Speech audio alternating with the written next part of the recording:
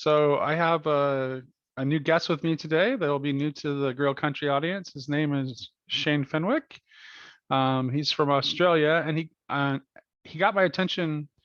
He shared an article that he wrote on psychedelics and um, like dealing with the issue of what the church's response to it should be, and trying to navigate that, like between the kind of extreme responses that happen on one end or the other. Shane, if you want to go ahead and introduce yourself, tell us a little bit about your background and what motivated you to write the article, and we can just go from there. Absolutely, yeah. Well, first of all, thanks for having me on, Nate. It's nice to meet finally, kind of in person. But yeah, so I'm Shane. I'm from Sydney, Australia. At the moment, I'm currently doing my master's in occupational therapy. I've had a bit of a journey leading to choosing that career path. But in terms of my academic background, I studied psychology for my undergrad, and I've also done a master's in theology. And my dissertation, which was so it was kind of half coursework, half thesis, was on Christian spirituality and analytical psychology. And so, yeah, that kind of the intersection between spirituality and psychology is something I'm very, very interested in. And yes, I'm doing occupational therapy now. We call it OT here. With the I'd like hoping to get into or specialize in mental health. And part of what drew me to this profession was this sense of holism and being able to, because occupational therapists over here in mental health often work in very similar roles to social workers, psychologists, and so it felt like it was this good blending of the psychological, but also being more open to the role of the spiritual, I guess, as well as the physical aspects of our existence. So yeah, and had a bit of my working background has been mixed as well, a mixture of kind of community development, social work-esque type roles. So I've been really privileged to work with from refugees to kids who have been at risk of homelessness to people with quite severe mental health issues, and so yeah, quite passionate about the work I do, and I guess leading to this topic, yeah, quite interested and intrigued by psychedelics. Obviously, yeah, I've experimented myself but used them therapeutically, in a medicinal way, I guess. And there's lots and lots of research, as I'm sure many of your viewers know, and you yourself know, that's coming out around the positive, the positive impact psychedelics can have on people's particularly mental well-being, things like severe depression, severe PTSD, that type of thing. And so yeah, I come to psychedelics with this interest in the spiritual aspect of, I think, psychedelic use, because that is there, and perhaps that's not, well, I believe it's there, and perhaps that's not spoken about as much, but also their medicinal use and their therapeutic use and the crossover there, and what they could do. I just think there's lots of potential in terms of alleviating people's suffering, essentially. So yeah, sorry, that's a bit of What a was the long-winded first? That's intro. fine. No, what was the first thing what first got you interested in the topic? Was it like, did it go from like In personal? psychedelics? Yeah, was it personal Yeah. experience at first and then academic interest, or did it go the other way around? It was academic. If anything, it was academic experience. So look, it's interesting. I was talking to someone else the other day, someone from a church circle here, and a lay leader as well. I won't say their name, but I grew up, yeah, conservative Christian, conservative evangelical Christian, And in terms of the ethics around anything related to substances or drugs, you know, I thought it was all, you know, don't touch anything, particularly psychedelics, although I didn't know anything about psychedelics, in all honesty. Um, and yeah, so it was a kind of abstinence approach. But then in my, I look, I write about this quite openly elsewhere. You know, I've struggled with my own mental health challenges, and battled with mental illness, and I that's been about since my early 20s. So I'm 30. I probably should have mentioned that. And then about my mid 20s, I started to come across some of the research that was coming out about their medicinal use or the therapeutic use, particularly around severe depression, and psilocybin mushrooms. At the time, I was living with people. I was living in a share house with some of the friends, and through them, I'd kind of the world of recreational, I guess, drug use, to be open and honest, Yeah, sure. I became exposed to that, but also psychedelic use, and so I kind of was having.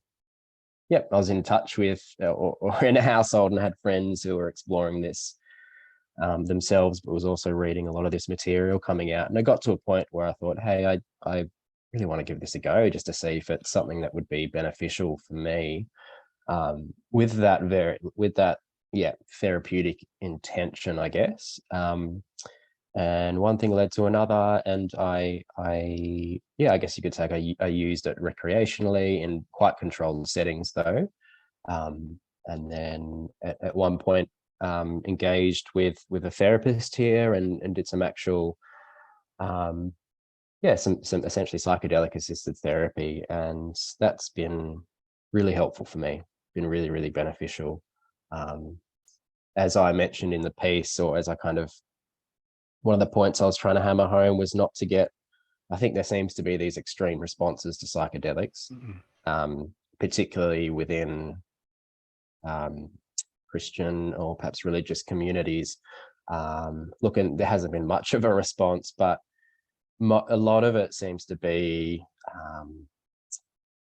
it's viewed as something which opens you up to another world, which is inherently a bad thing, and that, you know, you're opening yourself up to spiritual entities, demons and whatnot, which don't have your well-being, you know, that they're not so much concerned with your well-being. And so that was the same message I got, certainly growing up, about just drug use in general. So there seems to be that kind of response from people, or certainly in the psychedelic community at large. I think, look, there's a lot of hype. There is a lot of hype and excitement around this psychedelic renaissance, they're calling it now, and a lot of this research that's coming out. You know, here in Australia, there's a push to get psilocybin and MDMA rescheduled for medicinal use, and so, you know, there's conversations with regulators going on, and there's a lot of excitement. And I feel, anyway, sometimes it can go in the other extreme direction, where people perhaps think there's a lot. It's almost like psychedelics are treated as a messiah almost. And it's not that I don't believe that they could catalyze immense change for the good, I think, for humanity, but I'm also hesitant of placing too much. Yeah, I mean, they're not the messiah, and there's, perhaps we Right, can touch just on this like later on. Yeah, going from like absolutely not ever to like thinking that if, you know, just if everyone took psychedelics, then it would fix everything kind of attitude. I can remember thinking that. yeah. I mean, I can remember thinking that in my early 20s. Which, yeah, When look, I was it's using psychedelics on the regular, I definitely yeah, would have fallen at that time in my life. I would have fallen into that camp. But yeah, let the absolutely not, never, like I want to particularly talk about that from mm, the standpoint of faith communities or the church. mm. Like if you were to try to like steel man that, like what's the best way you could present that their argument? against it. Oh, as in, so if I could go in and I guess change No, what's if you the were just argument I like, present to the church? if Or? you wanted to present their argument against it in the best form possible, Oh, sure, yeah, what yeah, legitimate concerns do they have? yeah, And then we yeah. can talk And about then, maybe yeah, what the downsides are after that. absolutely. No, that's great. That's great. I like that. Um, Look, I think that the truth that there is in their concern is that psychedelics, I think, they do open you up. There's no doubt about that. And yeah, I'm hesitant to hold too tightly to my own metaphysical beliefs, I guess, and what I think it's opening people up to, because I could be wrong. But there is, I think it's hard. It would be hard to, it certainly would be hard to convince me otherwise that they don't open you up. And I think that's the experience that people have. There is this expansiveness, this opening up. Um, and uh, and I think we should treat that really, really carefully and respect that, and not be too quick to like this idea that we can just give psychedelic to the masses. I can understand, certainly when I first started taking psychedelics, why people would think that way. And again, I'm not saying there isn't scope for change, or that they couldn't catalyze change, but yeah, they do open you up. So I think that's the truth that I would point out in their concern. And people do have experiences of spiritual entities, beings, which seemingly have their own autonomous kind of identity almost, or it's not. Yeah, and I have my own nuanced thinking around this, but there is that experience. And we could potentially analyze that metaphysically and try and figure out what's going on there. But it is a real experience I to think it's people. important to point out to people who come from a religious tradition who don't have any personal experience with it, that it's not an intoxication. It's Mm, not that same kind of experience that you have when you're intoxicated. mm, You're not, um, there's much more clarity of thought. Like that if you say, like, compared to like when you're very, very drunk on alcohol, you mm. are much more able to focus your attention. Well, it depends on the substance, but Yeah. there are many psychedelic substances in which you are still like very much in a heightened state of awareness when it comes to your faculties, but certainly not, Mm, I mean, not intoxicated in the same way where you completely lose your reason. mm, The mm. doors of perception are open, but the faculties of reason Yeah. are still functional, at least in my experience. Yeah. So I think that's important to point out, because I think that's like a lot of the basis for rejecting it is just rejecting intoxication. So then you have to Mm, think about it like, well, is it anywhere clearly forbidden? And unless you want to make the argument that psychedelics are the fruit of the tree of the knowledge of good and evil itself, which is mm. that's a pretty tough case to make, Yeah. Yeah. then they're not forbidden. So then Absolutely. the other question I would have would be, how is it that psychedelics are somehow not okay, but if someone wants to take fentanyl or some Mm, other opiate, and opium is definitely a mind altering substance to control mm, pain, that's okay. mm, Especially at least I think we have to grant, as Christians, we at least have to grant the legitimacy of their potential medical use at the very least, because we've already accepted the use of definitely mind altering substances mm. for treatments of other illnesses. So Absolutely. what do you think Yeah. about that? Yeah. Absolutely in agreement with you, Nate. As to your first point about being intoxicated, yeah, it is very different. And it's you kind of just have to experience it to understand it is very different to, say, yeah, consuming excessive amounts of alcohol. Um, And it's not habit I forming in the same way either. It's like, I'm that's talking about, in my case, I'm talking about things that happened almost 30 years ago. It's like, it's not like, and yeah, that's the other wow. thing is like people like they use it for a season of their life and they Yep. never forget it because it changes the way you are, it changes the way you perceive reality permanently. Mm, But there's not a ongoing need to continue to use them, mm. really.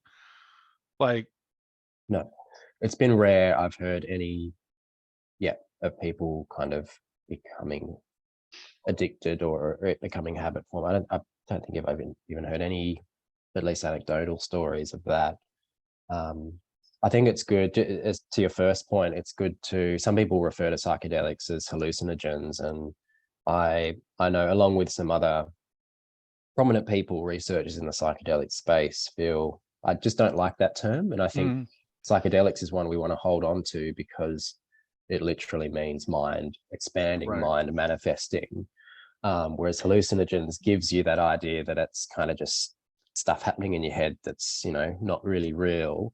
right. Um, and again, you kind of just have to experience it, or you don't have to, but at least hear honestly and listen to people's experiences where, people have experiences they will describe as more real than real, um, more real than everyday waking reality, which, Right. Yeah, that's that yeah. metaphysical side that also leads people to call them entheogens, because that's Mm, like, I mean, that's like one of the things that historically they have been used for by many cultures is in order to be to facilitate that inward journey, um, that allows for um, ascent mm, of the higher mm. realms of reality. It's like, Yeah. and it's ancient. I mean, I mean, it's like, Oh, yeah. I mean, you're talking about things that were part of shamanic practices for like almost as dating back at least 50,000 years. Mm, So, I mean, it's not like it's something that's new for us. no, yeah. So, yeah. Yeah, it feels new to our culture, I guess, given the history and the war against drugs and so on and so forth. But yeah, they're very ancient medicines. Yeah. And I think this is part of my hope, perhaps, for the church would be, well, if these are going to become, which I think is inevitable, they're going to become legalized at the very least for, you know, therapeutic and medicinal use. What role does the church have to play in that, and what role do religious and spiritual communities have to play in that space? Um, and I think if our only response is, oh, they're kind of bad and we're going to just showcase, some of the bad stories and don't dabble in this stuff, then I think it's a real shame and a real missed opportunity, because we do have traditions to draw on around ascetic practices, essentially, and practices that, really at their core, they're about, and people will feel uneasy about this, but they're about altering Hmm. consciousness, and leading to altered states of consciousness. Um, and Yeah, that's that's the beneficial expert for mode. people's, That's the yeah, expert mode, right? yeah, Is yeah, through those practices. exactly. Those require a lot more discipline and training and practice, which is Yeah. why psychedelics should be cautioned. But there are some people that I think need that, perhaps need the psychedelic experience in order to kickstart them in order to be able to do that. That was in my case, it's like I was a hardened materialist Hmm. before I used psychedelics in my early 20s. And I don't know that if I had never had the experience with psychedelics, I don't know if the spiritual practices that I engage in now, where I can have some of the same kinds of experiences, I don't know if the doors would have been open for that for me. So I think Hmm. there's some people don't, like some people just have, like, are naturally gifted when it comes to having the discipline for spiritual practices, but some people need something to kind of give them a boost. Hmm. Absolutely. And then some Yeah. people would I be completely undone by them too. So this, I mean, like true. this is Yeah. why neither of us is saying everybody should do it. Yeah. So yeah. Yeah. Yeah. Yeah. No, I think it's worth, um, Yeah, I think you're absolutely right. I think of Michael Pollan, for instance, who didn't touch psychedelics really until he wrote his book in his, he was 59, 60, and he is a philosophical materialist. And I think I'm not sure how he would classify himself now, but he definitely came out of the experience of writing that book and having those psychedelic experiences, questioning, going, I don't know if the material is all that there is. Like even though I have this part of me that's holding on to this particular metaphysical framework, these experiences just, yeah, that there is that ineffability and that sense that you're seeing reality in a clearer, truer way, perhaps, or an aspect of reality. Yeah, so I completely agree with that. And yeah, and to the other end, they aren't for everyone. And yeah, I think when I started getting into psychedelics, I think I just wanted everyone to try them, Yeah, me too. which is It's like understandable what it because was it's a just like, yeah, powerful, you've got to yeah, do this. Yeah, yeah, yeah, absolutely. they're powerful experiences, but yeah, they aren't for everyone. And certainly if you don't feel you're ready for them, it's not a good idea to go down that path. And yeah, there should be, or it's important to have, I guess, ideally some kind of screening process and being aware, particularly when it starts to touch on mental health issues and mental illness. Again, they can be used to treat illness and challenges, but yeah, if there is a Well, yeah, one predisposition of the towards, original uses for LSD was for treatment of alcoholism, and actually the research was relatively promising hmm, for using LSD to treat alcoholism. So it actually, like, one of the things that psychedelics have a proven track record of helping people is getting over other addictions to substances that actually are addictive, absolutely, because the psychedelics themselves are not. hmm, They just aren't. They don't have addictive properties. They're not addictive yeah. substances. So, Yeah, the same with smoking cessation, I think, as well. right, Really good yeah, yeah, research. Yeah, yeah, yeah, all kinds. yeah, What's the status of, I'm trying to think of what's parallel that we can look at to see how yeah, this yeah, might go in terms of in the church. And yeah. how do you have legal medical marijuana in Australia? It's just been, oh, Oh, look, in so the you're last new couple for of that. years. So it's very, very new. Where, What's the in terms of, acceptance rate of yeah, medical marijuana in the within the church in Australia? I just have to ask. yeah,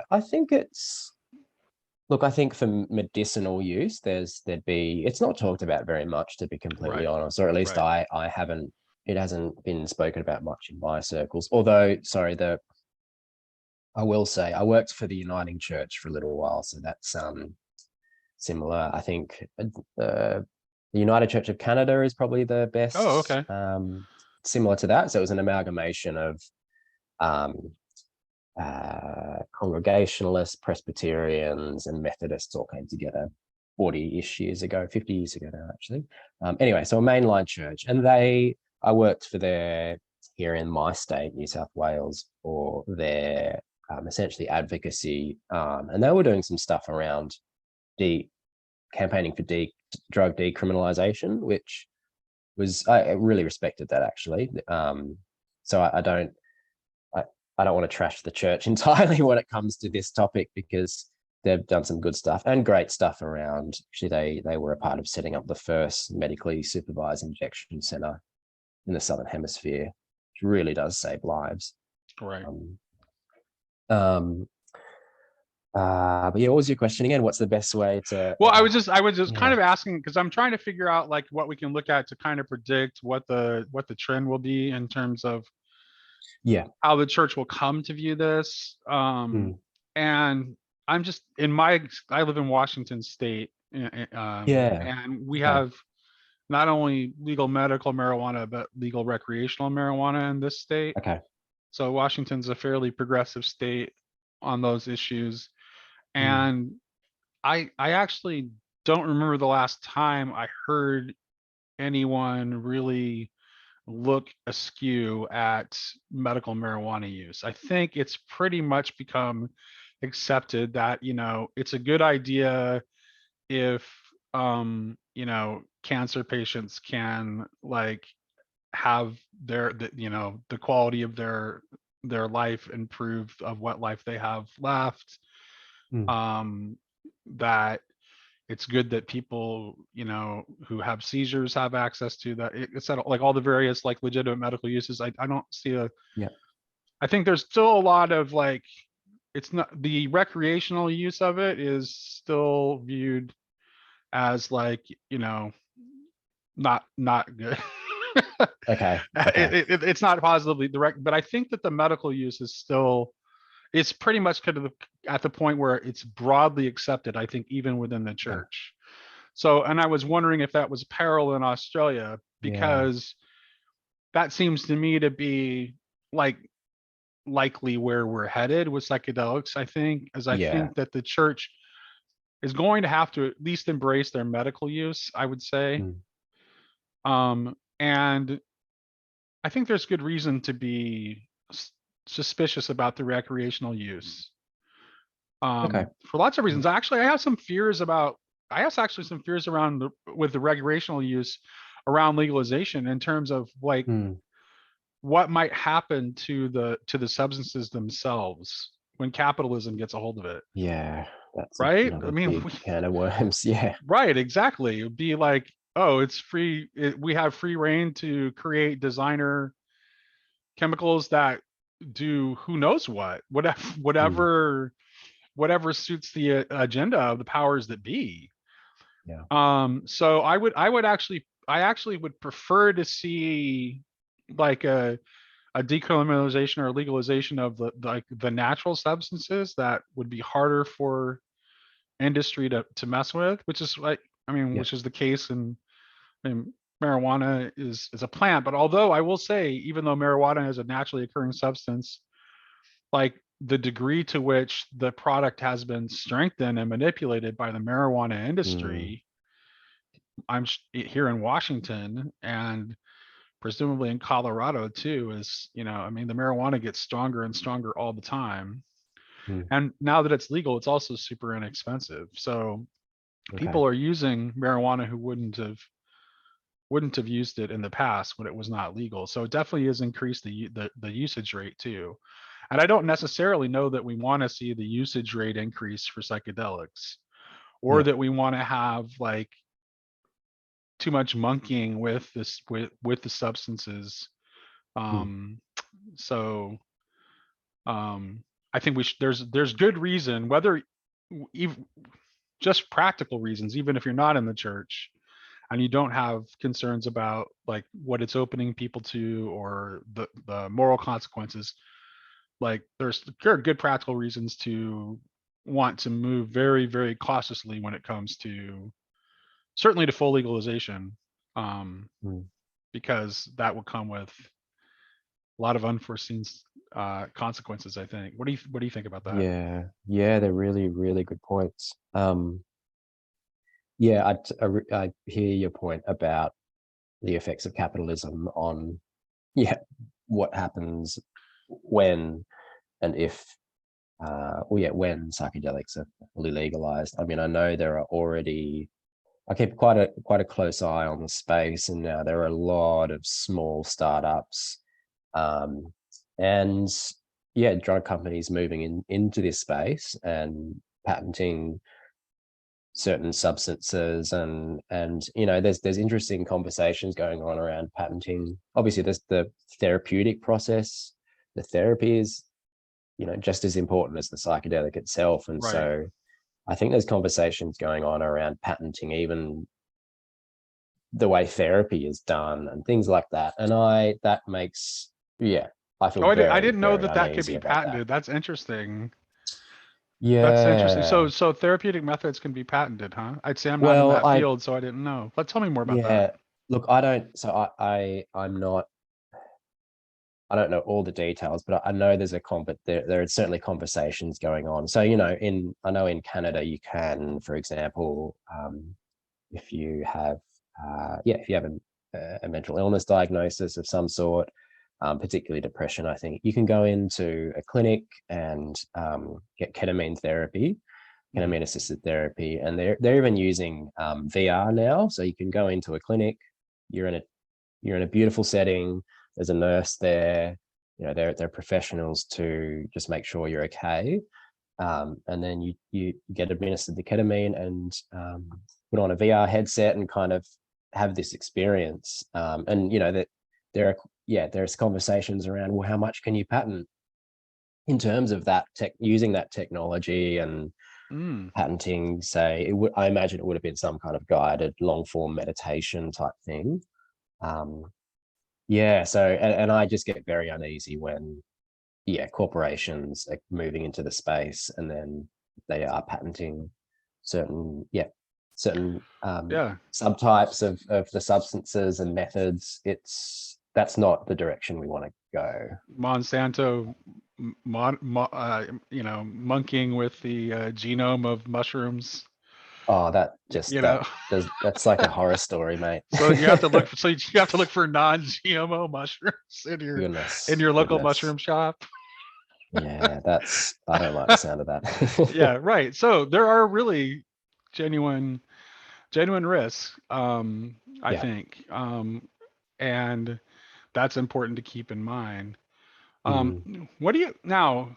I'm going to ask you to tread into a little bit more dangerous, controversial waters here. What would you like to say to the church in terms about the possibility of the use of psychedelics within a sacred context within Christianity? Because certainly they have a long history of being used in a sacred context in many, many other traditions. Do you ever see that as being something that is advisable or possible, or what would be your thoughts on that? And I don't necessarily have an answer to my own question. I want to hear your thoughts. I guess the first thing to acknowledge is my thoughts around this are still very much evolving and being formed. I think there's tremendous potential. That's probably the short answer to that question. As you pointed out, these are ancient medicine substances, entheogens, whatever we want to call them, and they have been used in religious and spiritual contexts for thousands and thousands of years. And actually, I think at the end of that article I wrote, I just mentioned, I read The Immortality Key recently by Brian Murarescu, probably butchering his name. And look, I am critical about aspects of it, but it's certainly, the book's interesting insofar as it opens up a conversation about psychedelics in Western history, I guess, in Greek society, but also potentially in some early Christian communities, and opens up the question of whether there were psychedelic, psychoactive substances used in the Eucharist, for example, which is very, very controversial. And look, I certainly don't think that was the case. Certainly for the majority of early Christian communities. But look, when I think ahead and think of what the ideal scenario would be going into the future, I think it's good to look back at the past. And whilst we don't, I don't like the idea of governments as well intruding on people's ability to alter their consciousness as well. I think I don't think if it's not clear that that's detrimental to people's well-being, then I don't think government should be meddling in that. But as we have talked about, there needs to be these safeguards. And I think if we look back to the past, those safeguards have been, they're used in spiritual religious contexts, and there's preparation, and there's wise elders and shamans and whatnot leading people on this journey. And I look at Christianity and our faith, and particularly at some of the more mystical Eastern traditions within Christianity at large, and think, well, why can't we do that as well? And if we start to understand psychedelics rightly, I think is not just, again, this thing that intoxicates us and we're because it isn't that, well, could they be used in the context of, say, the Eucharist? I don't think it's out of the realm of possibility, and I don't think it's a bad thing to explore. I think it's worth exploring, but I realize that that's going to be a long stretch for a lot of people and a lot of Christian communities. Mhm. Because, and I think, and going to that, what I touched on before about that intersection between psychology and spirituality. I mean, my thinking around that is there's undoubtedly a crossover there. And even the psychedelic medicine kind of space knows that. You've got therapists and researchers and psychologists and neuroscientists involved in this space, but there's increasingly religious leaders are being asked to be a part of the conversation. And I think there's a real opportunity here, because I think, and again, and gosh, I'm just thinking of, I think there is a meaning crisis at large in certainly Australian society, and I think over there in the US as well, to pull on that notion from John Vervaeke. And I think part of the antidote, or part of what's going to heal us, I think, is this space where the psychological and the spiritual overlap, because that's where meaning is found, I would say. And so I just think and there's it so can't be much just the potential. psychedelics alone. It has to be psychedelics within the Yes. context of other practices. So it's not Yeah. like the psychedelics would ever be a complete replacement for any of the traditional ascetic practices. And they weren't, by the way, in traditional cultures that use these spiritually. They still had all that stuff too, Yeah, right? So like, absolutely. um, so Native Americans used psychedelic plants, but they also had sweat lodges. I mean, it's Yeah. so these things go together. And I think Yes. in order Yeah. for them to be used, I think in the church, I don't see that there's no structure in the church right now that would allow us to Yeah, that's productively it. use these, I don't think, because there are no guides. Mm. There are no guides because it's not we don't we don't have the structure there for it. Mm. We would have to have a generation of spiritual leaders in the church would have to arise who actually had the toolkit to guide people properly. Yes. And that Which might I would like to see happen. which probably requires us to enter into dialogue with people who have maintained those things, I think. Mm. Mm. Mm. Right? So that's going to Yep. mostly be from cultures that we've colonized and Basically. dominated, whose knowledge that we have Yeah. not absorbed because Mm. we haven't we haven't realized there's something there for us. Mm. That's particularly true of your country and my country. So Absolutely. um Yeah, absolutely. I like what you're saying though about, there needs to be those structures in place.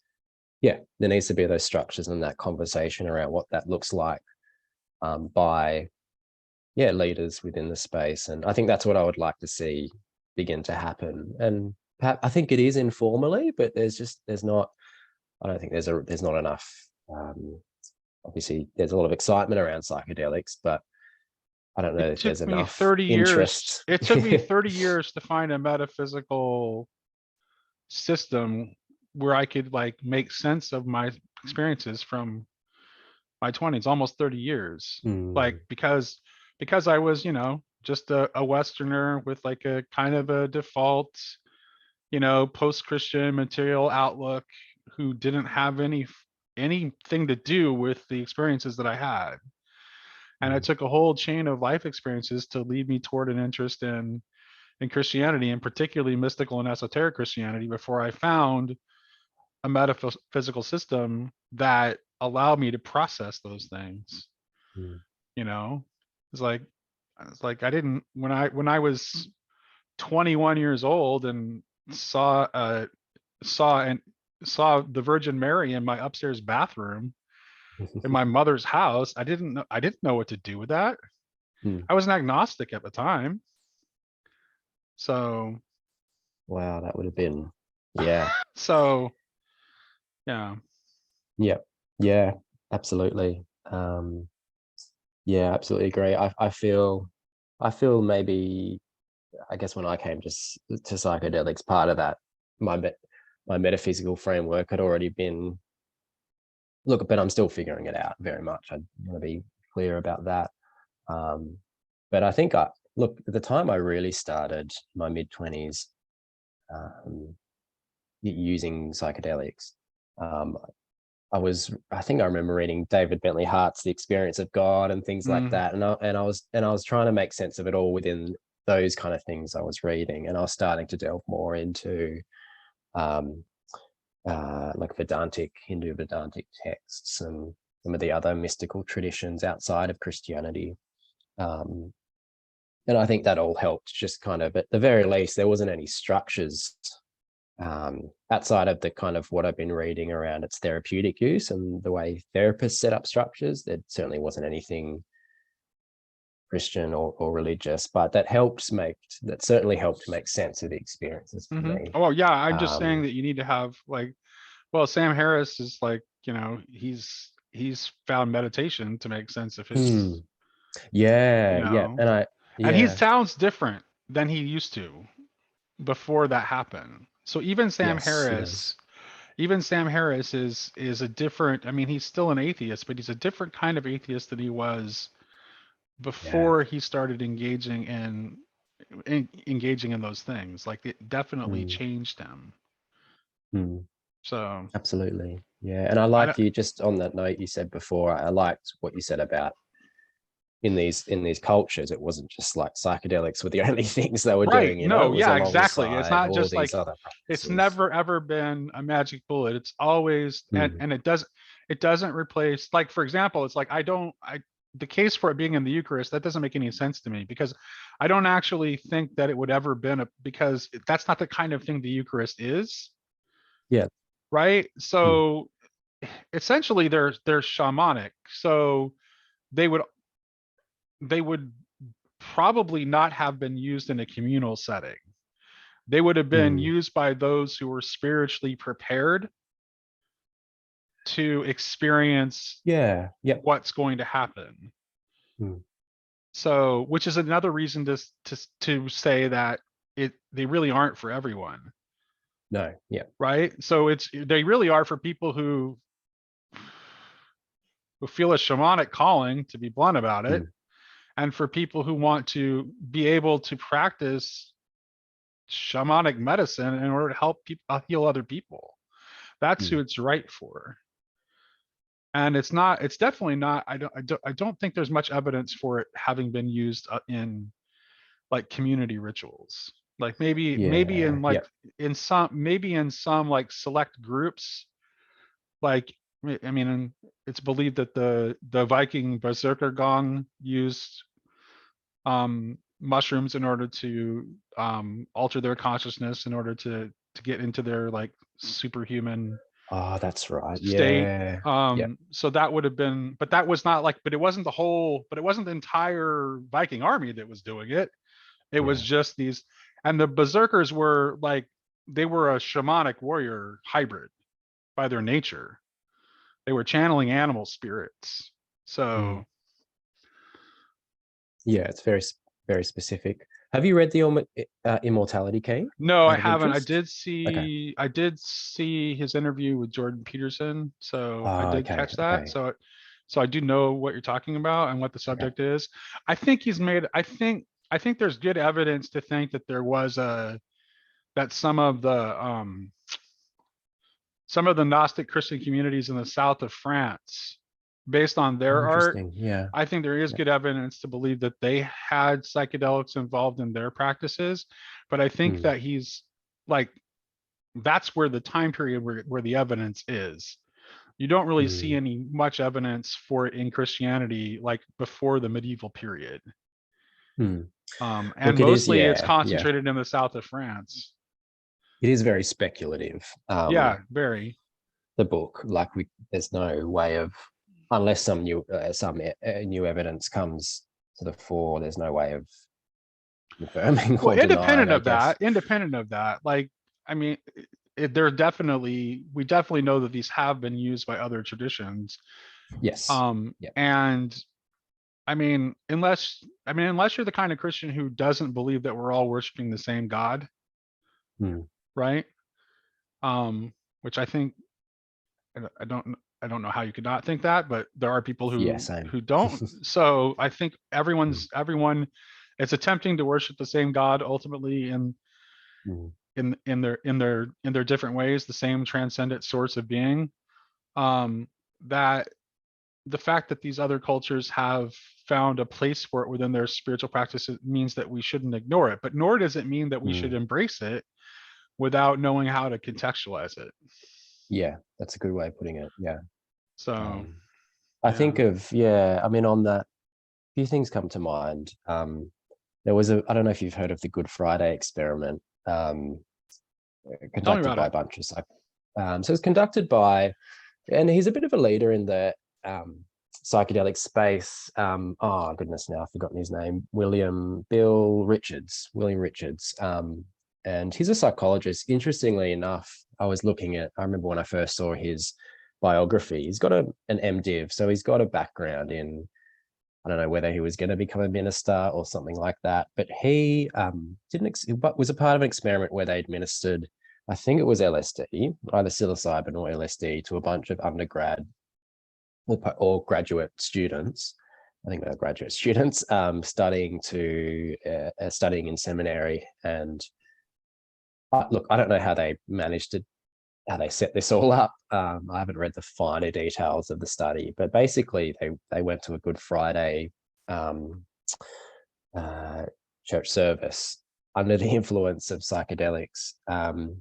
And I think the majority of them rated it as the most significant experience of their lives. And there was a 30-year follow-up as well, that Rick Doblin, who's the CEO of MAPS, the Multidisciplinary Association of Psychedelic Studies, he did a follow-up study, and that had remained for the majority of those participants. So at the very least, it goes to your point as well, I think, about people have these psychedelic experiences. And one of the ways I've heard it described is that it's like the reverse of PTSD almost. So in post-traumatic stress disorder, you have a traumatic experience, and then you live with the effects of that. You essentially relive that experience in horrible ways, and that affects your well-being. Whereas with psychedelics, it's like you have this experience, but it's a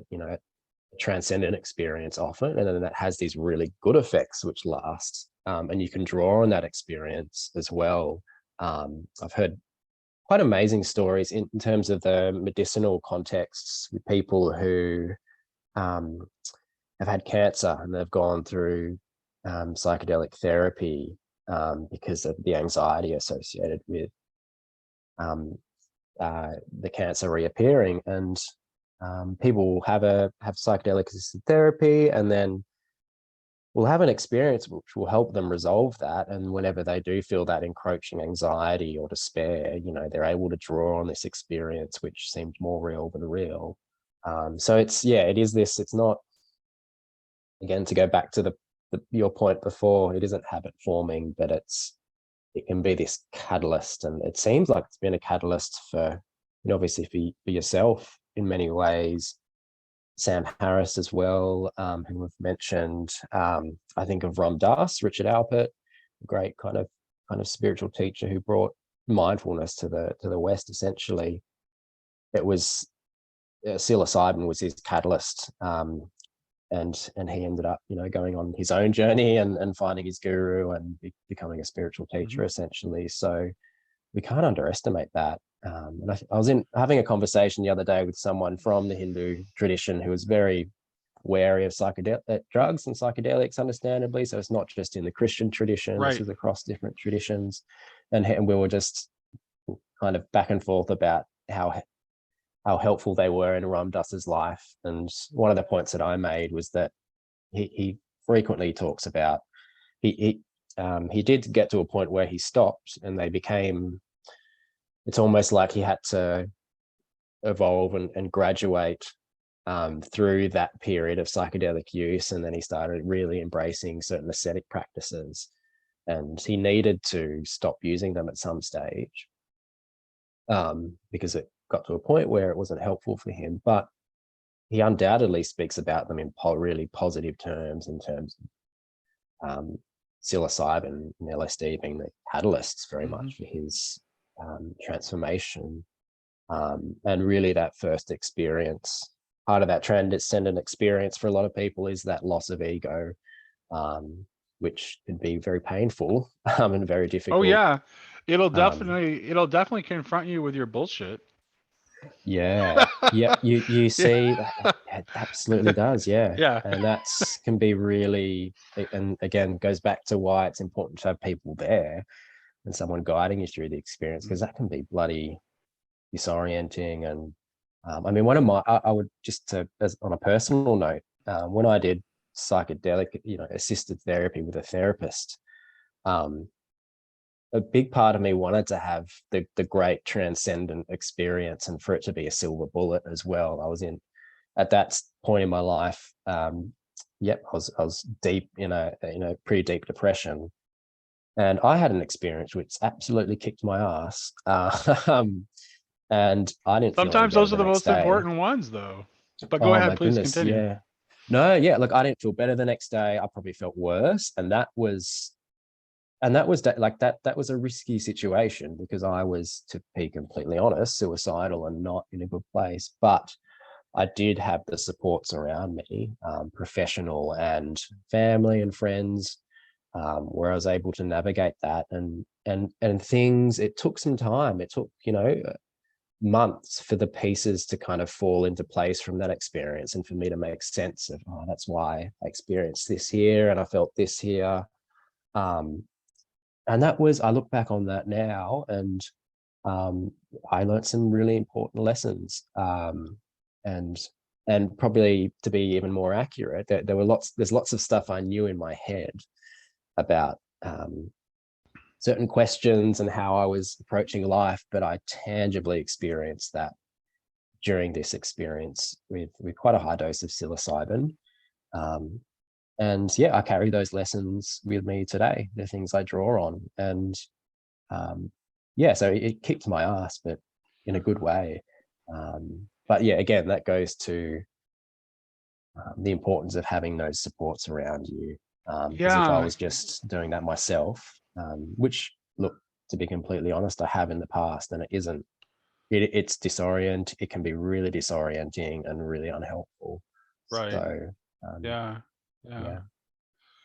I was just reflecting again on, like, say, the difference between the kind of substances we're talking about and alcohol. And like one of the Mm, things that's pretty easy to observe with alcohol is that it very much, like, I'm thinking about this from like a spiritual perspective. Like, mm, alcohol very much has you in a place where you're very much in the body and driven by your passions, mm. right? Like, very like Yeah. alcohol, like people get angry, like they get angry. You have angry drunks, you have happy drunks, but you get Yeah. carried away with emotion, right? So Yes. it's very much bodily driven. It's like, it's very much, which you can see why it's like intoxication is considered a sin, because it very much Mm, puts you very much in the flesh. With psychedelics, what happens is that your intuition, which I would say is our spiritual sense of sight, is just mm, supercharged mm, to a level that is like just unimaginable if you haven't ever used them. Like, the the experiences of you just simply knowing things without knowing how you know them at mm, a rate that is just, it boggles the mind. Like, I mm. can't, there's no way I can explain it to someone who hasn't done it. But it's just, you suddenly just know something. Yeah. So Yeah. um and it's not, and you don't, and you know it in just this immediate intuitive way, but it's still, but Mm, that is still an operation of the intellect, of mm. the nous, shall we say, Yeah. in a mystical Christian so it's not, so it's really not, um if the reason that you think it's not appropriate as a Christian is that it's an intoxicant, no, it's not. That's Mm. it's really No, not an yeah, intoxicant. it doesn't make Um, sense. Yeah. because And you're still, if oh, sorry, you go. yeah, sorry, no, you're just still like, you're not, there's no deadening of the faculties, Mm, not of the noose anyway. I mean, your intuition mm, and your reason are not impaired in any way. mm. What happens is that the doors of perception are thrown open and you're able to see things Yeah. that you hadn't seen before. Mm, And I say seen because I'm talking about the intuition, and I got the notion of intuition as spiritual sight. I get mm, from Steiner, from Rudolf Steiner. mm, Um, uh, and that makes sense to me. Like Steiner in his system has intuition as spiritual sight, inspiration as spiritual. Oh, excuse me, intuition is spiritual touch. I have it wrong. okay. Imagination is spiritual. Imagination is spiritual sight. Intuition is spiritual touch, and inspiration is spiritual Mm, hearing. And so, yeah, it's just, and that's these senses awakening is what it is. That's what the experience is like to me, and it's all of those too, mm, because it's like you'll hear music the way you've never heard music before, yeah. because the heightening of that sense of inspiration. You have this felt sense of things because of the heightening of the intuition, and you see, you're able to see into. I think you're able to see into the spiritual realm Mm, because that spiritual sight of imagination is awakened. mm. I So like that. I haven't engaged much with, although someone had mentioned to me recently, Rudolf Steiner, um, but I haven't personally engaged much with their work. But I like that. I like that explanation. It really resonates. Yeah, it certainly resonates with my own experience. Steiner, by his own personal reports, is the kind of person who was able to access these things without the use of Yeah. substances. Okay. He was a natural visionary and was able to see Mm, into the spiritual realms. mm, So, I mean, mm. if you don't think he was just making everything up, if you want to, Okay. there are people that just think he was a kook, but Okay. I Okay. think he was too brilliant and competent of a man to be reasonably considered a kook. So Mm. I think, Is this the same? Is it the same style? I know there's a like an educational kind of method, yeah, the like Waldorf school schools Steiner. and Yeah, that's yeah, right. that's it. Waldorf. Okay, yeah, yeah, Biodynamic farming, like, yeah, that's what I'm saying. This is a interesting. genius Yeah, of incredible competence. So there's really not yeah. a lot of reason to think that he was just you know, making up stories. Hmm. Oh, it sounds like And certainly it'd be foolish to do he at that. least believed his experiences to be real, I would Hmm. say. Hmm. So What one of what my spiritual regular guests tradition? on Grail Country, Michael Martin, he's a biodynamic farmer. Okay. Yeah. Is there a particular tradition, spirit, like religious tradition that Steiner drew from or stood Steiner in? Steiner is, you could call him a heretical Christian, I would say. Okay. Yeah. He definitely thinks that, like, the Christ story lays out cosmic truth. Hmm. Hmm. Um, and um, yeah, he calls it the mystery of Hmm. Golgotha. Sounds very, speaking my interest, sounds very fascinating. I'll have to get into them at some stage. We have a series on a Steiner associated figure, M.L. Bach, who he founded the Christian Community, which is Okay. actually a Christian church that is also informed by anthroposophical principles. So Steiner influenced. Um, we went through his book on the Apocalypse of John on my channel, Okay.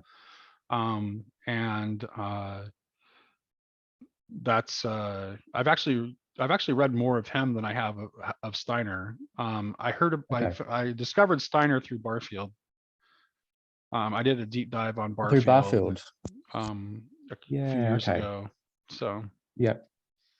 Are you familiar with Mark Vernon in Oh the yeah, UK? yeah, Yeah, okay. yeah. Mark Yeah. Vernon. I read his book. Actually, I read his book, The Secret History of The Secret History of Christianity, is kind of what got me going on my Barfield deep dive, was because of Fantastic. Mark's book. So Okay. yeah, Yeah, look, I've only engaged with Venon's work recently. I think it was through David Armstrong I came across him, an interview with him. But yeah, I read The Secret History of Christianity and was, oh goodness, yeah, I'd never heard of Barfield before yeah, that. And so I thought that was a fantastic read. And yeah, certainly his ideas are worth exploring. Yeah, yeah. absolutely.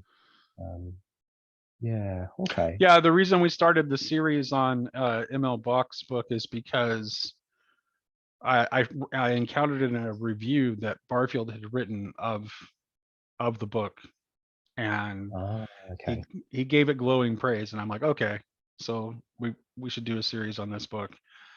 And Yeah, it's like, I was raised evangelical too, okay. Pentecostal actually, and Yeah, okay. so my only real experience with the engaging in a serious way with the book of Revelation came out of like when I was younger in that context. And so it's like, okay, I want to come back and look at this text in a new way through new eyes and see Yeah. what's there. So Did you ever get into the Left Behind series? Is that the kind of, no, that was uh, actually, I'm okay. too old. Okay, so, okay. I was in college by the time those books came Okay. out, but yeah. Yeah, But yeah, I mean, I'm aware of them. Yeah, they were, yeah, but it was that kind of view though. that kind of It stuff. was that Yeah. kind of like looking at the text and trying to figure out like, okay, viewing it as prophecy and thinking that prophecy means it's about the future, which isn't really what Mm, prophecy is. mm, Real prophecy applies to all times. yeah. Um, um, and actually really mostly to the present in which it's spoken, but it also Mm, has a perennial aspect to it as well. um yeah, looking at it as prophecy and then trying to figure out, okay, are things lining up with this in that sort of narrow view of a prophetic way. mm, And yeah, so I'm familiar with that mentality. It was, for my okay. day, it was more Hal Lindsey's The Late Great Planet Earth. Right. Okay. Okay. So Well, look, Left Behind is my and love my dad. I've made multiple jokes about it, but so he was really into the series, and mm, it meant that as a kid, I grew up. I had kids books, so I read the Kids Left Behind oh series, really, and which is kind of, I don't know. There's something kind of messed up about that, I think. very, yeah, um, that's Look, I very got quite messed up. scared, to be honest. Yeah, Yeah. it wasn't helpful, I think, in any way. I wasn't traumatized or anything, but it certainly or you adopt a pretty fearful approach to the world if you think that's what's going to happen. Hmm. But it was nice in the year since I was able to preach at a previous a church I was once at, preach on Revelation 13, and my dad was in the congregation to listen to me preach on that, and I made reference to growing up with Left Behind, um, and yeah, proceeded to speak on Revelation 13, which is a brilliant chapter, just a brilliant book. Certainly taking the more, yeah, gravitated towards the seeing it as an alternative political kind of text, but I'm probably now interested in delving into more the perhaps certain mystical readings of it. Yeah, that's what Yeah. ML Box reading is, definitely Okay. as a deeply mystical symbolic text. Mm, Um, and yeah, so I would recommend it. It's a great book. Also, yeah. Bulgakov has a commentary on the Apocalypse of John 2, which I've bought. At some point, Jed and I are planning on doing a series on it, but Great. he's been busy lately. So but eventually we'll get around to that. Yeah, that sounds fantastic, So, mate. Yeah, Bulgakov is another. I've only again been exposed to his work because of the David Bentley Hart fan group and David Bentley Hart, obviously. But that's yep. another person I'm like, oh, I need to someone else I really want to get into and read a bit more. Yeah, Um, yeah, I a bit I more in their work. definitely I would probably start with one of his shorter works as opposed to diving right into like his great trilogy. Okay. I would say actually Roberto de Naval's Sociology of Death, which is like a collection of Bulgakov Yeah. essays. Yeah. It's really quite good. I think it's very approachable. Mm. I think the Great. first thing I read was Sophia, the Wisdom of God, which is also another shorter book, but the translation is not as well done. So it's like Okay. really, um, it's more, yeah, it's less accessible. It's less accessible, and Okay. I think a Okay. part of it Yeah. is the fault of the translator. I think Okay, that's a so, shame. Yeah. but Sophia, the Wisdom of God is also, I mean, it's good, but it just is. It took more work. Okay. Yeah. On that note, I just had a thought. Look, I so coming from a more conservative evangelical background, I haven't that notion of Sophia, the wisdom of God, just obviously doesn't feature at all. And I first came across that through Merton, Thomas Merton, and Yep. Merton's has some very sociological writings.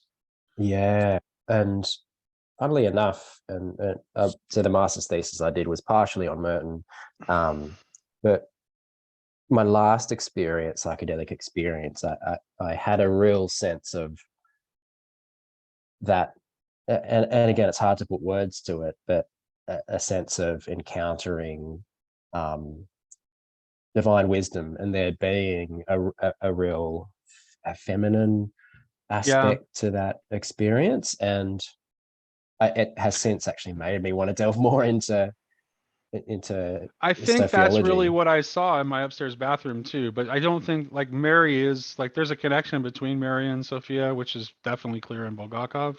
So it's like, Mm. but I didn't know, I had known nothing of sociology when I've had that experience. So it's like the only category I had to do with what I saw is like, I guess it's Mary. Yeah, But all yeah. I know is I saw this like, you know, this woman that was like more beautiful than anything that I ever seen that was just standing there Mm. quietly, like looking into my soul in my upstairs bathroom. Now, Wow. so I don't think it's not incorrect to say it was Mary, but you could easily say it's Sophia too. Yeah. Yeah. Wow, it's incredible.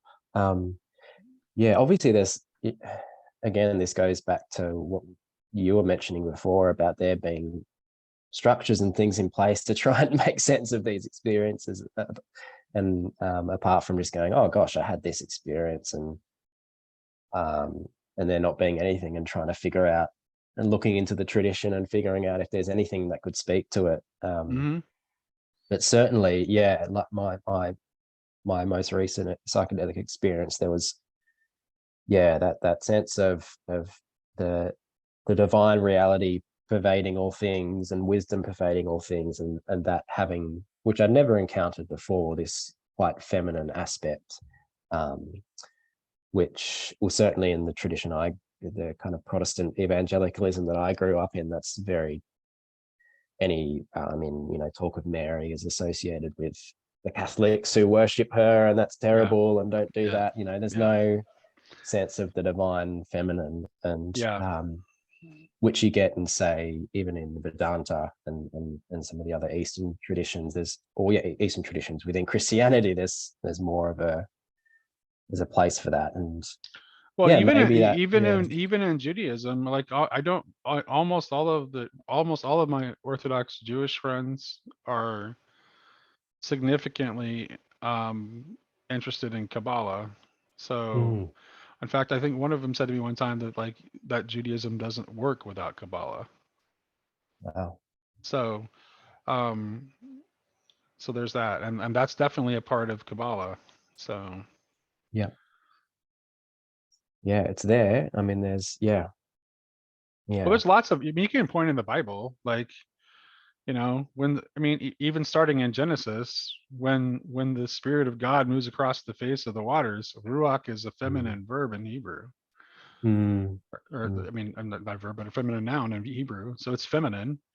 Yes. Um, and there are like there are verses that like describe God as like like a mother eagle protecting Yeah. its chicks with its wings. Those there's like so there are all kinds of biblical references that Mm, refer to God in the feminine. So yes.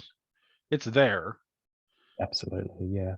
just not it's there if you it's If there you at dig, yeah, that if you yeah. dig. Well, it's there to it's right there if you are open to receive it, I would say. Mm, So mm. yeah. And And this perhaps is this is what psychedelics offer in a way is, I mean, it's like, growing up, yeah, and this would have been the same with you, I guess. Yeah, growing up in evangelicalism and that type of Christianity, you have a very narrow view of what the biblical text is and how to interpret it. Um, but now coming back to these texts and looking at it through perhaps more mystical eyes, you could say, you, psychedelics have this potential to catalyze that as well. So we can come to the text and go, oh wow, we seeing it through these different eyes and these spiritual eyes, you could say. right. Once you've Um, opened up, and it's not something like it's not like you have to be using the drug in order to no, for it to yeah, it's something that changes you in a way that's lasting, like far beyond the mm, experience, like it never goes away. So once those doors have been opened, it's not like they suddenly that you need the drug in order for them to be open. Once those doors have mm, been opened, it's like you have more access to that. At least that's been yes, my experience. You have more access to that than you did before. mm, So I I mean I've just been a much more intuitive symbolic thinker in my mm, life since than I was before. mm, You know, I was very analytical. I was a very good debater, you know, and I was that kind of like rational yeah, argumentation, analytical thinking kind of mm, person before then. And then after that, I was, I mean, it's not like I didn't lose those other abilities, but suddenly I was able to think in totally different ways that I hadn't even known were possible before. mm, mm. Um, yeah. It's wonderful. Yeah, yeah, definitely.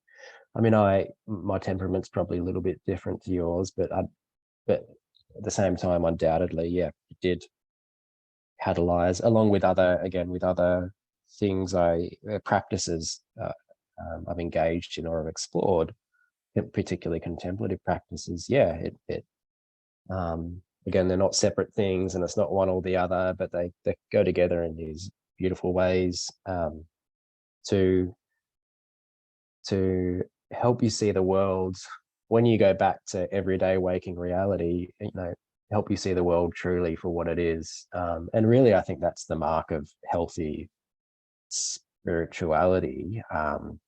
And you get that in the great spiritual teachers. Like, it's never about, I don't know, feeling like you're high all the time, or, being in this Right. state constantly, but it's being able to bring these eyes and this different way of seeing reality to the really ordinary, everyday, mundane things.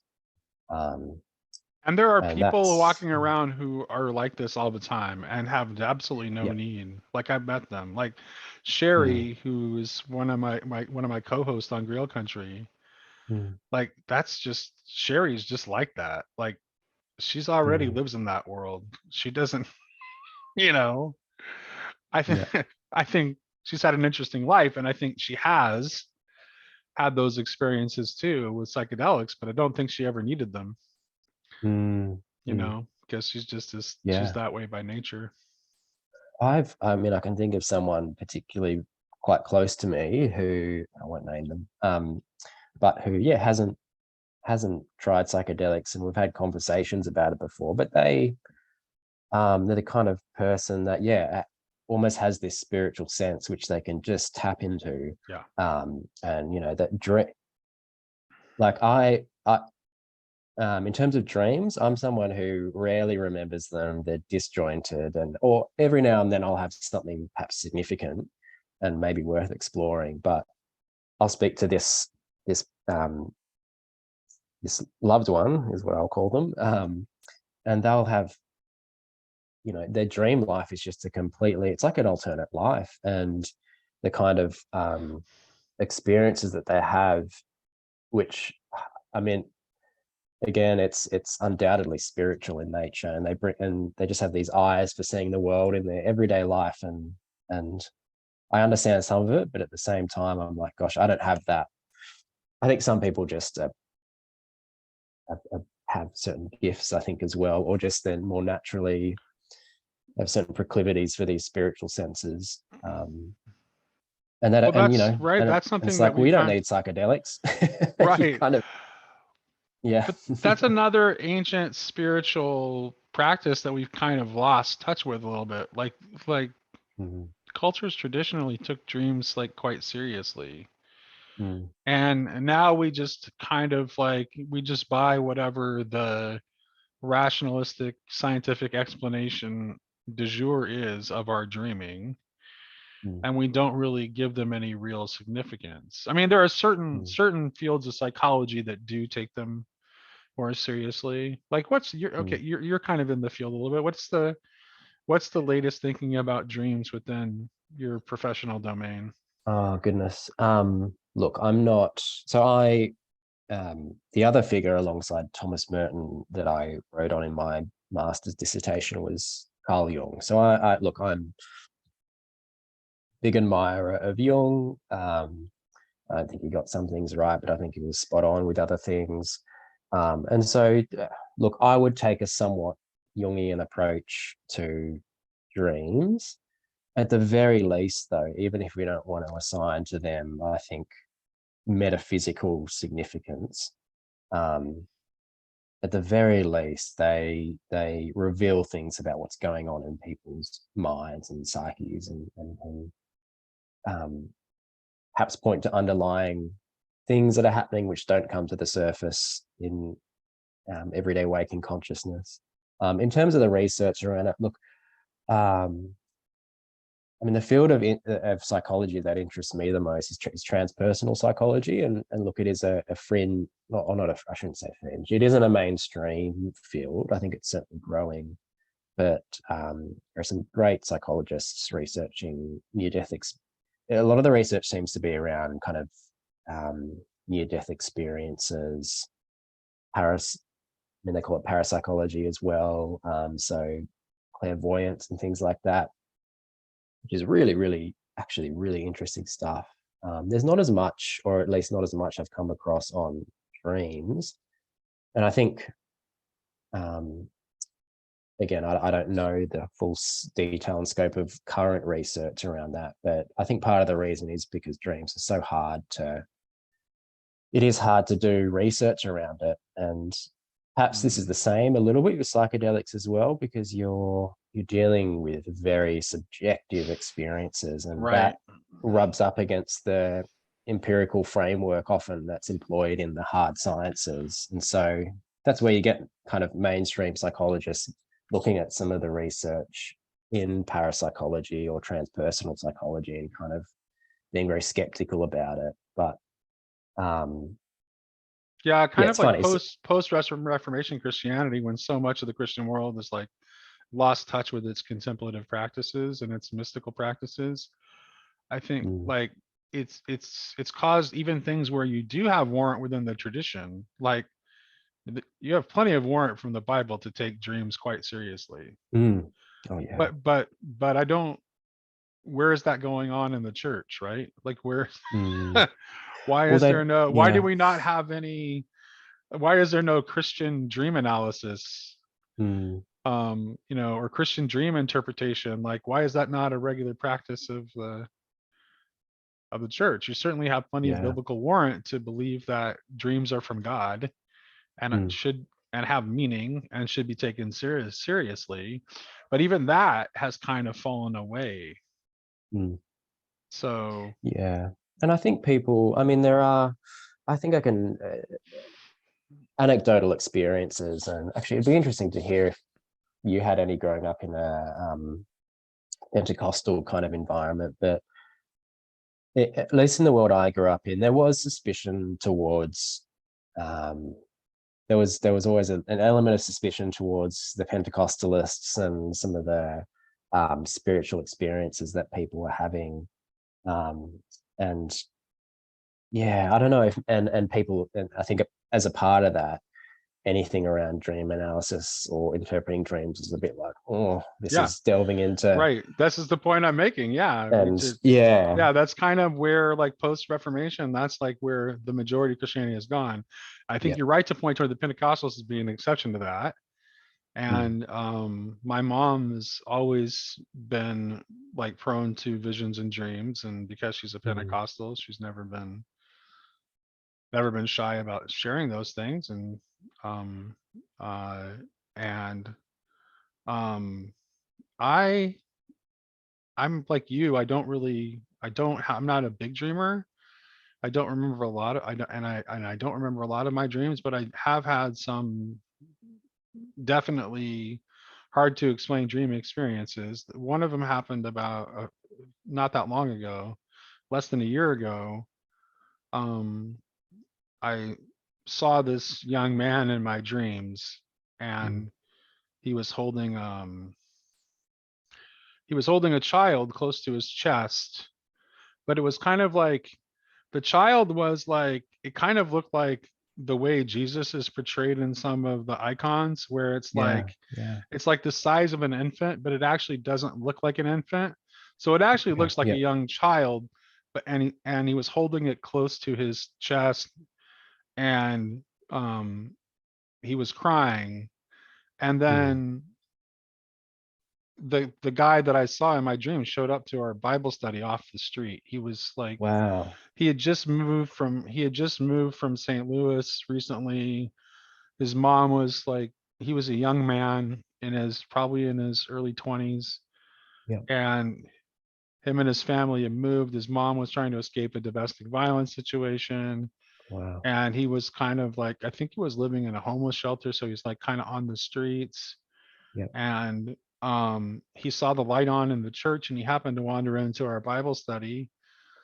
And I told him when we were doing introductions, I didn't want to say anything because I didn't want to look crazy. yeah, Like I really didn't yeah, want to say anything, but mm, I felt like, I mean, I was raised Pentecostal, so I'm gonna have to say I felt like yeah, the Spirit moved me yeah, to yeah, to know you have to say something.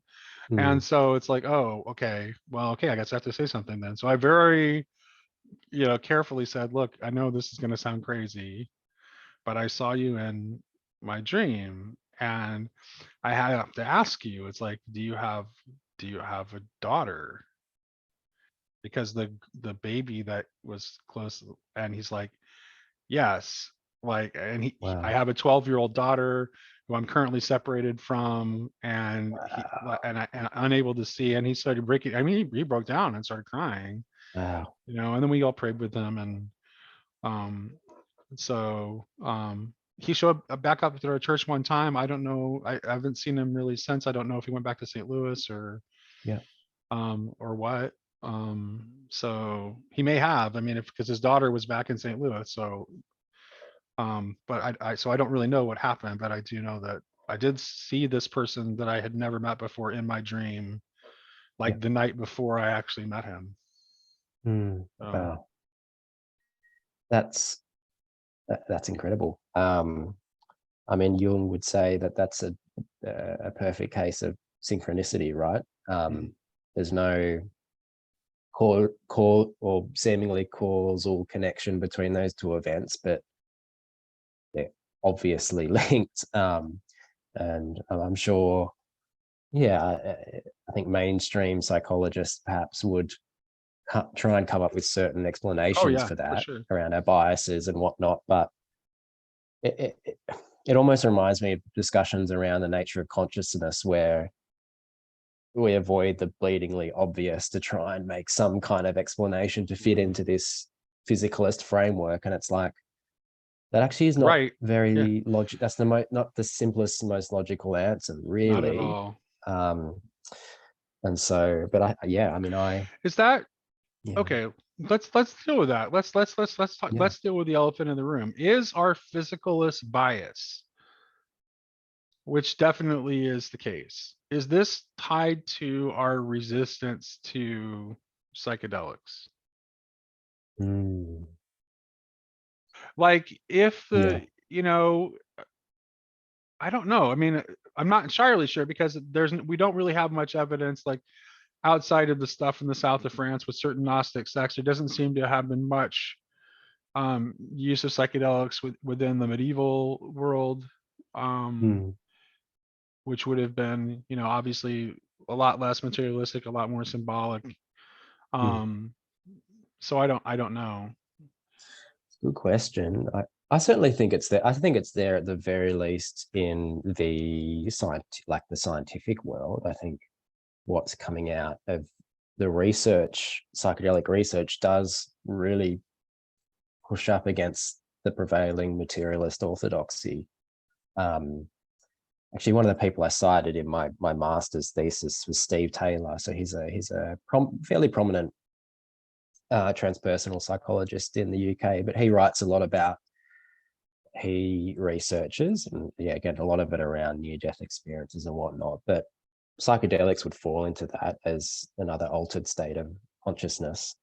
And he's essentially gone into the realm of metaphysics and said, look, like, you can't avoid metaphysics, like questions about metaphysics with this kind of research.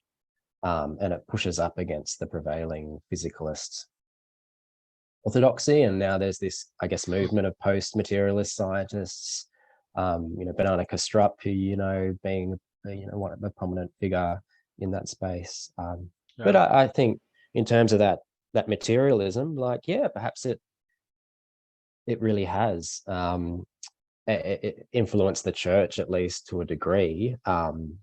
Certainly since the Enlightenment, I guess, is yeah. And I guess that we got to ask ourselves the question whether we're functioning more as, or kind of functional materialists, even though we hold to the fact that, or this belief that there's more than the physical. Or do we really just walk around functioning as materialists? I would say that the majority of I think the majority of the people, even in the church, are kind of like functional materialists who, um, are very much operating from a propositional kind of paradigm. Mm, I think mm. that's why there's such a huge emphasis on apologetics. Yeah, yeah. Um, and I feel like Rene Guénon in Crisis of the Modern World said that like the Mm. popularity of apologetics is the sheer sign that like there's no spiritual spark left in the world, Wow, yeah. so um so yeah. That's a good point. Gosh, yeah, or even like, and I mean, I think of, even if people wouldn't call themselves strict materialists, I mean, there is this clear dualism that exists where we seem to view, yeah, the soul and by consequence spirituality as this separate thing, or we Right. view this idea of the soul as just this kind of ghost weird thing that inhabits our bodies Yep. and flies off when we die. Like, there's, which I think, drawing on our mystical traditions and Eastern traditions, which are much more non-dualist and monist in their orientation, like that's, I think that's why I've been drawn to those traditions, and I'm sure it's the same as for you as well. No, Um, yeah, and David Bentley Hart has a couple of great essays on that particular issue of like how the ancients saw the spiritual. hmm, Anyone who's operating within the Christian tradition, I would recommend those absolutely. for sure. But it's definitely like, yeah, that Cartesian dualism is definitely not the right picture. No, no, and So it's trying to come up with an answer to the wrong question almost. Like, right, it's like, oh, okay, we're going to take for granted that there's this matter that is standalone, and so we have to try and make sense of the spiritual and the soul is, and it's just this, yeah, it's I understand it, but I don't think it's right. Yeah, we're focused on the lowest. We're We focused on the are, lowest layer, like literally. I mean, this is yeah. obviously true, right? Because this is what does our physics do? It keeps trying to go down to the smaller and smallest, like, so it's just Yes. digging down as far down as it can. Mm. But I think eventually, we'll dig down far enough that we'll reach nothing, and then the nothing will Mm. open up back up to the all. Yeah, I So, absolutely agree. And I think so that's already happening, again, with in terms of the science side of it, Bernardo Kastrup or Donald Hoffman. Have you mhm. read any of Donald Hoffman's, Yeah, where yeah. they're going, look, I we think can't even Kastrup make and sense of Hoffman did a space-time. conversation recently too. Oh, fantastic. Yeah, Mate, I'll have yeah. to check that out. Um, I mean, yeah, certainly, yeah, Donald Hoffman's whole thing is, well, we can't even, space-time itself is an illusion. We keep, reductionism has been helpful, and we've tried to just reduce everything to the smallest possible units to understand reality, but we're getting to this point where it just doesn't, we can't understand reality like that. And there's this openness And to, psychedelics are a thing yeah, that might help us be able to come up with new understandings and new paradigms. I think there's absolutely. this is going to have to be the last thing we say in the conversation. I Yeah, actually no think there's a worries. case to be made for psychedelics being an aid to helping us come up with a different kind of science, because the Mm, science of treating the world as merely objective, that has come out of like the post-Cartesian age in philosophy and the early modern period, and we have to get past that at some point. absolutely. That can't be, there has to be a better way of doing science. Mm, And so psychedelics can kind of help with that too, I think. So, I agree. but Yeah. I think we both agree with abundant caution. Yes. Yeah. And Caution hopefully, and yeah, while developing some structures around it so that we are better able to handle it. I really appreciate absolutely. you coming to talk to me today. I'll make sure to post a link to your Likewise, Nate. article in the Thank show you. notes, and I will give you an alert as soon as I post this. Fantastic. And yeah, thank you so much for having me on. And would love to talk more into the future. I think, yeah, these topics are all very dear to me, and they all interweave with one another, I think, and that's come out in our conversation. So look forward to more, hopefully more conversation. Yeah, thank you, Shane.